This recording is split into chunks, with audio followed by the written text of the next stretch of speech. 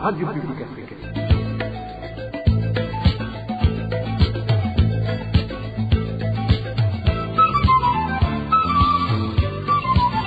Radio Publique Africaine.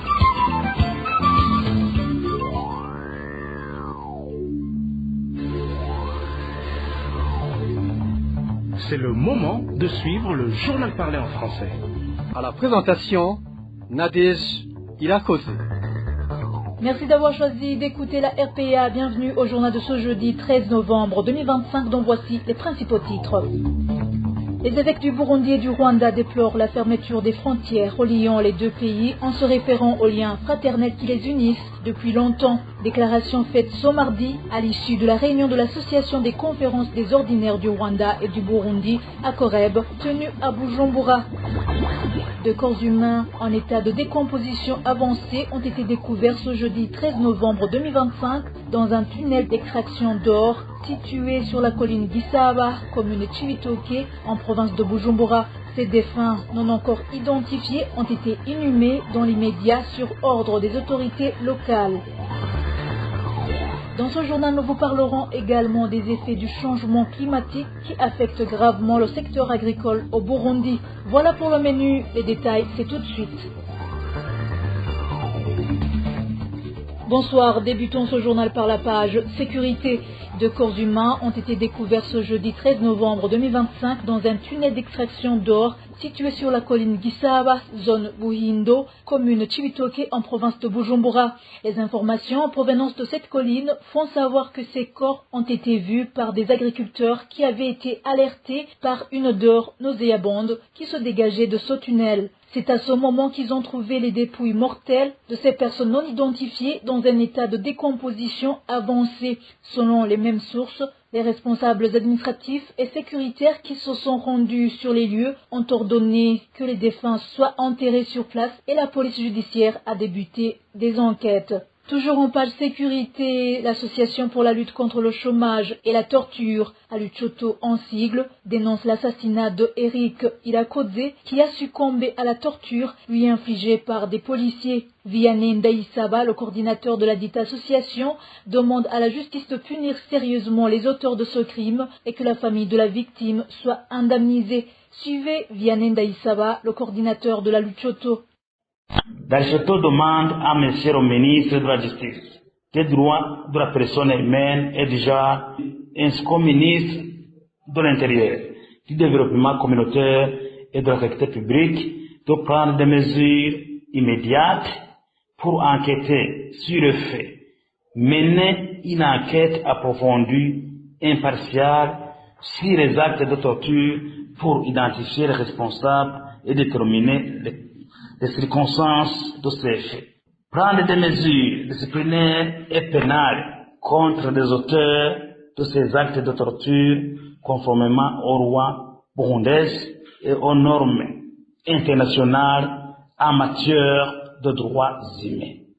Prendre des mesures concrètes pour prévenir la torture, les mauvais traitements et qui sont conformes ces actes de torture et de traitements cruels inhumains que nous avons observés à l'encontre du victime Eric Irakoze, commis par ces deux policiers du monde. Aristote demande que ce dossier doit traiter en flagrant délit pour garantir une réponse rapide et exemplaire. Il est essentiel de démontrer que de tels actes ne seront pas tolérés et que les auteurs seront punis avec la grande sévérité. Pour terminer, Aristote réaffirme son engagement à lutter contre la torture et la violation des droits humains au Burundi en déployant des avocats à l'encontre de la famille des victimes Eric pour défendre leurs droits. C'était Vianney Ndaïsaba, le coordinateur de la Luchoto. 2 personnes irrégulières et 5 gérants des hôtels et maisons de passage ont été arrêtés ce jeudi matin par la police de la ville d'Ongodzi. C'était pendant une fouille-perquisition opérée par la police.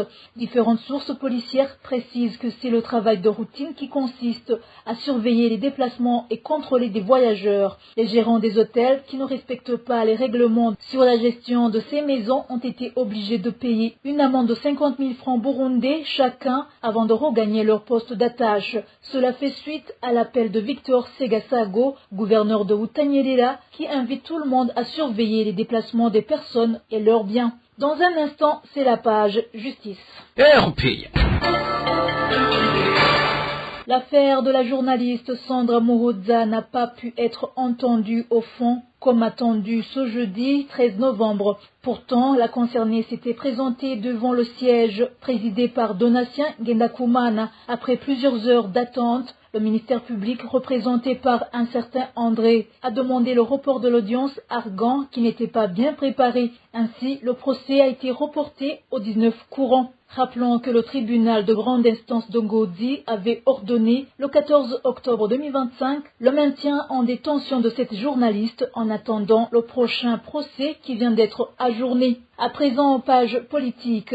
Les évêques du Burundi et du Rwanda déplorent la fermeture des frontières reliant les deux pays en se référant aux liens fraternels qui les unissent depuis longtemps. Ils l'ont déclaré ce mardi à l'issue de la réunion de l'Association des conférences des ordinaires du Rwanda et du Burundi à Koreb, tenue à Bujumbura. Monseigneur Bonaventure Nahimana, évêque du côté burundais, demande que les obstacles qui troublent les relations soient levés afin que la paix règne et que les réfugiés puissent rentrer chez eux. Suivez plutôt Monseigneur Bonaventure Nahimana. Dusabire ibi bihugu byacu ngumukama byatuvukanishije mu kudusangiza. Demandons la bénédiction pour nos pays que Dieu a fait frères, dont les frontières nous unissent et dont les histoires se ressemblent malgré leur développement à des périodes différentes. Vous savez que nous avons été autrefois le Rwanda au Burundi. Nous avons des cultures, des traditions et des langues semblables. Que le Seigneur continue de préserver ce lien qu'il a voulu pour nous depuis longtemps. Les obstacles continuent de troubler les relations et les interactions entre nous. Qu'il trouve des solutions, que de voies véritables s'ouvrent pour dialoguer, surtout envers ceux qui nous gouvernent et prennent des décisions afin que la paix s'installe dans notre région. Retrouvons la bonne cohabitation, vivons en harmonie et en sécurité et que ceux qui ont fui retournent chez eux et retrouvent leur bien. Tugenderanira mu mahoro no mu mutekano eka mbere n'abahunze basubira iwabo no mu byabo. Pour sa part, le cardinal Antoine Kambanda, du côté rwandais, indique que l'unité qui les lie au sein de l'association devrait servir d'exemple à différents groupes, notamment aux dirigeants de deux pays, afin qu'ils comprennent que ce qui les unit est plus fort que ce qui les divise. On écoute à présent le cardinal Antoine Kambanda. Abakurambere bacu baravuga bati ubumwe dufitanye ni byiza ko dukomeza duhuriye kuri byinshi. Nos aînés disent que le lien que nous avons doit continuer. Nous partageons beaucoup de choses, nous sommes voisins, nous avons en commun une longue histoire de terre, de lacs et de rivières et nous sommes solidement unis. Et vous, chrétiens, devant nous, même si nous rencontrons des obstacles, vous pouvez montrer l'exemple aux autres, notamment à nos dirigeants et aux jeunes générations, afin qu'ils comprennent que ce qui nous unit est bien plus fort que ce qui nous sépare. Maintenant, en tant que chrétiens, et surtout parce que nous sommes unis par la foi, nous pouvons construire la solidarité et la paix. Akarusho ko duhujwe no kwemera ko turi abavandimwe bahuje Imana, ibi nabyo rero bituma dushobora kubaka ubuvandimwe n'amahoro. Cette réunion a rassemblé les évêques du Burundi et du Rwanda. C'est tenu à Bujumbura du 9 au 12 de ce mois. En page santé, le ministère de la Santé publique a lancé ce 12 novembre une vaste campagne de dépistage du diabète et de l'hypertension artérielle à Bujumbura. Cette initiative intervient à la veille de la journée mondiale de la lutte contre le diabète célébrée chaque 14 novembre. Selon les données du ministère, le nombre de Burundais touchés par le diabète est en constante progression. Chaque année, plus de 1800 personnes succombent à cette maladie silencieuse. David Claude Bananayo pour plus de précision. Plus de 350 personnes ont pu se faire dépister ce mardi 12 novembre du diabète et de l'hypertension artérielle à l'hôpital Notre-Dame de la Miséricorde situé dans la zone de Musaga en mairie de Bujumbura. Cette campagne de dépistage gratuite organisée par le ministère de la Santé publique s'étendra sur 3 jours. À l'approche de la journée mondiale du diabète célébrée le 14 novembre de chaque année, les chiffres publiés par les professionnels de la santé révèlent une hausse inquiétante de cette maladie au Burundi. Selon une étude menée en début de l'année par l'Institut national de la santé publique, sur un échantillon de 2000 personnes âgées de 30 ans et plus à Bujumbura, 14% d'entre elles, soit 289 personnes, sont atteintes du diabète. L'étude montre également que le risque de contracter la maladie augmente avec l'âge. Les spécialistes soulignent plusieurs facteurs de risque: le mode de vie sédentaire, une alimentation déséquilibrée, les antécédents familiaux, le manque d'activité physique ainsi que la consommation d'alcool. Tous ces éléments contribuent à la progression du diabète dans le pays. D'après les estimations, la population burundaise âgée de 20 à 79 ans compte environ 6 millions de personnes, parmi lesquels près de 4% souffriraient du diabète. En 2024, on recensait environ 214 000 malades à travers le pays.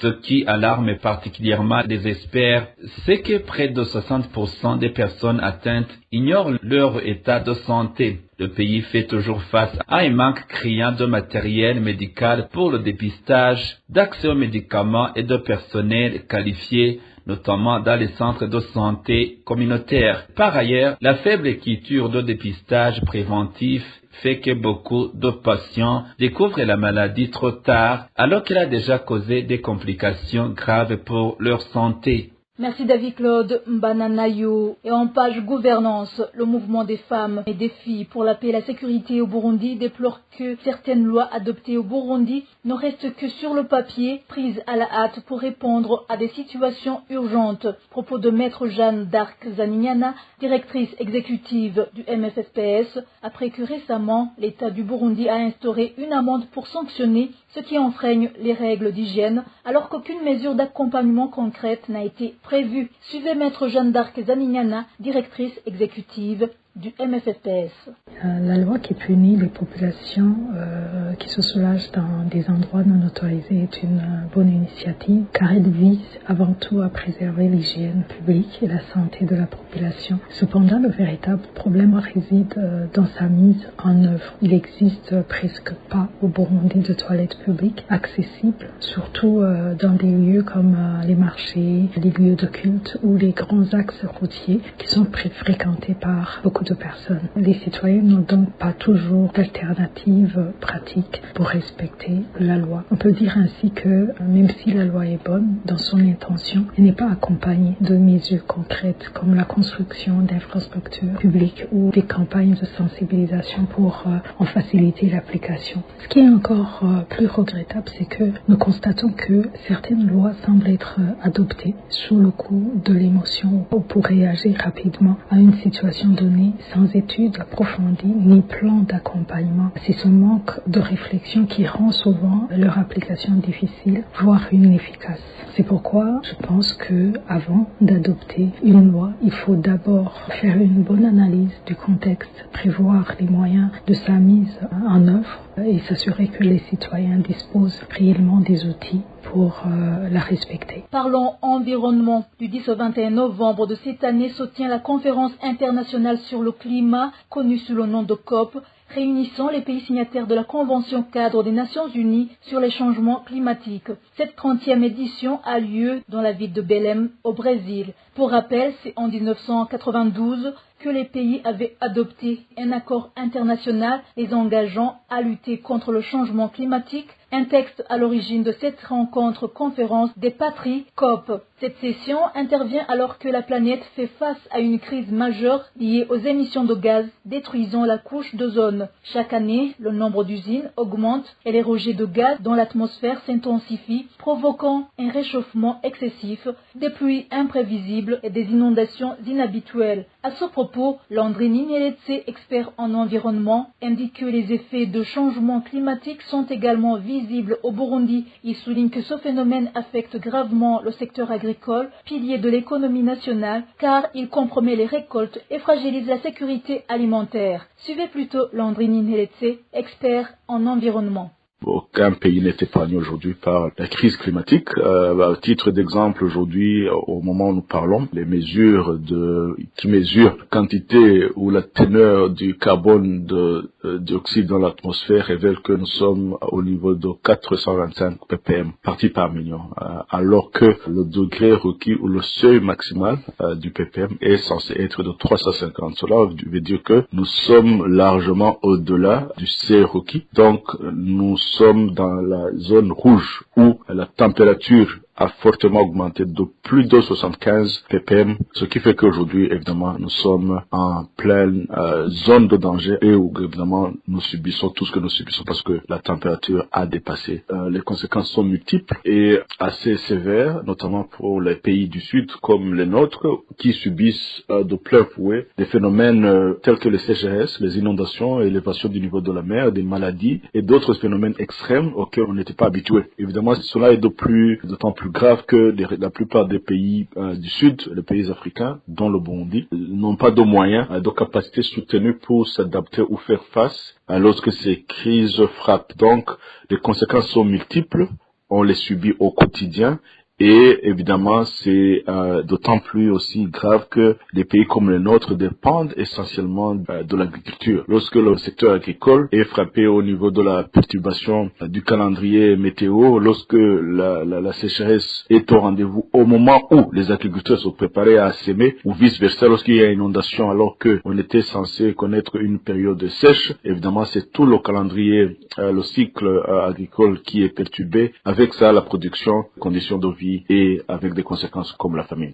Pour atténuer ces impacts, le spécialiste estime que les fonds alloués par les grandes puissances à la protection de l'environnement devraient être utilisés de manière transparente et conforme à leur objectif initial. Encore une fois, Landry Ninheletse. Pour essayer de résoudre tous ces problèmes, je dirais que c'est pourquoi aujourd'hui, 91 pays du monde se réunissent à Belém, au Brésil, pour essayer de trouver, encore une fois, où les États en sont avec les solutions durables à la crise climatique. L'Afrique exige aujourd'hui un financement climatique massif et de qualité, sous forme de subventions et pas de prêts, d'au moins 1300 milliards de dollars. Afin de financer les secteurs clés tels que l'adaptation, la mitigation et les pertes et dommages. Mais également, l'Afrique exige l'annulation immédiate et inconditionnelle de la dette, couplée à des réparations financières massives des pays riches. Ces fonds doivent être redirigés vers des initiatives locales, sans conditions imposées par des institutions internationales, afin que les fonds et les moyens et les ressources aillent vers les plus nécessités. Évidemment, troisièmement, nous disons que les initiatives, les projets en matière d'énergie renouvelable doivent être aussi dirigés au niveau local, des solutions locales, durables et endogènes, qui tiennent compte des réalités contextuelles de chaque communauté ou entité géographique. Donc, ces projets d'énergie renouvelable doivent être décentralisés avec une participation active des communautés qui sont les plus concernées. C'est à ce moment-là que, évidemment, il pourra avoir un impact palpable, sensible, et on pourra contourner les erreurs faites dans le passé qui, évidemment, étaient handicapées tantôt par la corruption, tantôt par la bureaucratie, tantôt par l'absence de participation citoyenne. Évidemment, on plaidons pour des solutions locales, endogènes, où les populations plus concernées jouent un rôle crucial dès le départ, dès la conception, jusqu'à la mise en œuvre et à l'évaluation de tels projets. C'est sur cette analyse de l'environnementaliste que nous clôturons le journal de ce jeudi 13 novembre 2025. Merci de votre attention. Merci également à toute l'équipe rédactionnelle et technique. Excellente soirée à tous.